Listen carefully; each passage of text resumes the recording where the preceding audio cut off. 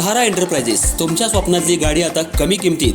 इचलकरंजी शहरालगत असलेल्या कबनूर चंदूर रोडवर कोन्नूर पार्कमधल्या सहारा एंटरप्राइजेस इथं पश्चिम महाराष्ट्रातली विविध बँका आणि फायनान्स कंपन्यांनी जप्त केलेल्या जुन्या दुचाकी आणि चारचाकी गाड्यांची विक्री केली जाते. शोरूम किमतीपेक्षा 25 ते 50% कमी दरात, उत्तम स्थितीत आणि संपूर्ण कागदपत्रांसह त्वरित डिलिव्हरी. दुचाकी 20,000 पासून पुढे तर चारचाकी 50,000 पुढे. आपल्या पसंतीची कार किंवा बाईक आता अगदी परवडणाऱ्या दरात घेऊन जा. विश्वास, पारदर्शक व्यवहार आणि उत्तम सेवा हेच आमचं वैशिष्ट्य. पत्ता Konnur park, Kabnur Chandur road, Ichalkaranji. Proprietor Rajubhai Ajgar. संपर्क 8055810910 आणि 9860785786. सहारा एंटरप्राइजेस, दर्जा, विश्वास आणि बचत यांचं परिपूर्ण ठिकाण.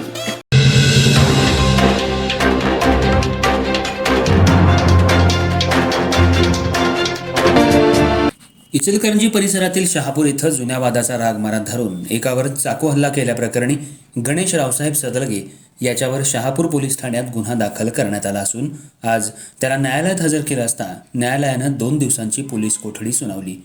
तर या प्रकरणी विनोद कुमार पुंडलिक राऊत, वय 46, राहणार जांभळी, तालुका शिरोळ यांनी फिर्याद दिली आहे.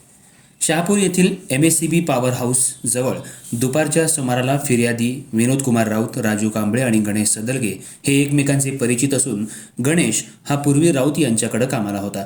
त्या काळात गणेशनं राऊत यांच्याकडून काही पैसे उसने घेतले होते. त्यातील काही रक्कम परत न केल्यामुळं दोघांमध्ये वाद निर्माण झाला होता. या वादावर तोडगा काढण्यासाठी गणेश सदलगे याचे सध्याचे मालक निवास कांबळे यांनी राऊत आणि त्याचे मित्र राजू कांबळे यांना बोलावलं होतं. दरम्यान वाद मिटवत असताना गणेश सदलगे यांना जुन्या भांडणाचा राग मनात धरून राऊत आणि त्यांच्या मित्राला जीवे मारण्याची धमकी दिली. त्यानंतर अचानक चाकू काढून राजू कांबळे यांच्या पोटात वार केला. तसंच राऊत यांच्यावर देखील हल्ला करण्याचा प्रयत्न केला. या घटनेनंतर राऊत यांनी तातडीनं पोलीस ठाण्यात धाव घेऊन तक्रार दाखल केली.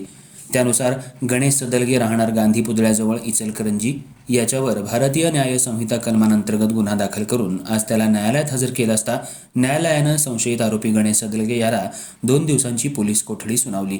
तर या प्रकरणी पुढील तपास पोलीस उपनिरीक्षक कुटे करत आहेत.